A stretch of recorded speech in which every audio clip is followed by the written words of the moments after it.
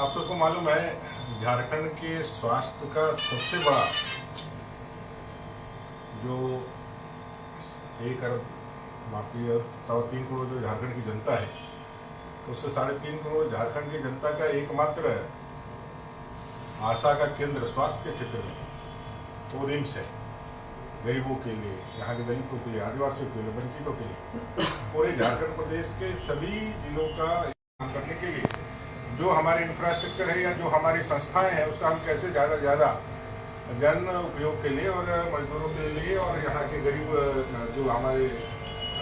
मरीज है उनके इलाज के लिए हम कैसे अपने आप को प्रस्तुत कर सकते। स्वास्थ्य मंत्री हैं पूरे झारखंड प्रदेश में, आप जान रहे हैं, अपने काम से ज्यादा अपने वक्तव्यों से चर्चा में रहते हैं।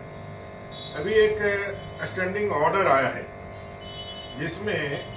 डॉक्टर राजकुमार जो रिम्स के अभी डायरेक्टर हैं, अब उनको टर्मिनेट कर दिया गया है तो नहीं है। डॉक्टर राजकुमार जब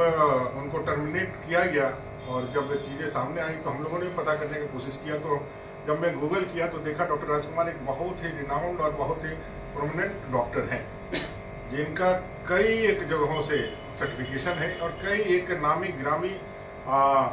एम्स जैसे संस्थाओं में वो बाकायदा प्रैक्टिस और विभागाध्यक्ष के रूप में भी रहे हैं। तो उनके नेम फेम से कहीं भी कोई कमी नहीं। एक अच्छे डायरेक्टर के रूप में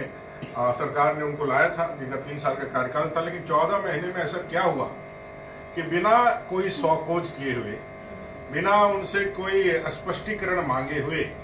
जीबी होने के 2 दिन के बाद उनको हटा दिया गया। जीबी हुई थी 2 दिन पहले। आप सब जानते हैं गवर्निंग बॉडी होता है रिम्स का और वो ऑटोनोमस बॉडी की तरह ही काम करता है। डायरेक्टर और उसके सेक्रेटरी सब मिलकर के काम करते हैं और अनायास ही यह चर्चा और सुर्खियों में बटोरने लगे भाई ऐसा क्या हुआ कि भाई एक डायरेक्टर को इमीडिएट रातों रात हटा दिया गया। और ये भी बताया गया कि माननीय मुख्यमंत्री जी का भी सहमति प्राप्त है। उनके विदेश जाने से पहले जब वो विदेश भ्रमण के लिए जा रहे थे तो उन्होंने जाने से पहले उसका अनुमोदन भी कर दिया। तो चीजें सोशल मीडिया और मीडिया के माध्यम से सामने आई। तो इसके पीछे के कारणों को जब जानने का प्रयास किया गया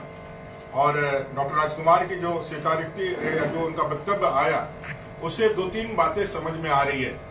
और वो दिखा रहा है कि कैसे पिछले 5 सालों में इस रिम्स को संस्थागत भ्रष्टाचार का एक केंद्र बना करके यह राज्य सरकार चला रही है। ये पूरा ऑर्गेनाइजेशन बना हुआ है करप्शन का। और जो इसकी जो कंपनियां हैं, आउटसोर्सिंग कंपनियां हैं, जैसे मेडाल है, उसके बाद अपना हेल्थ मैप है,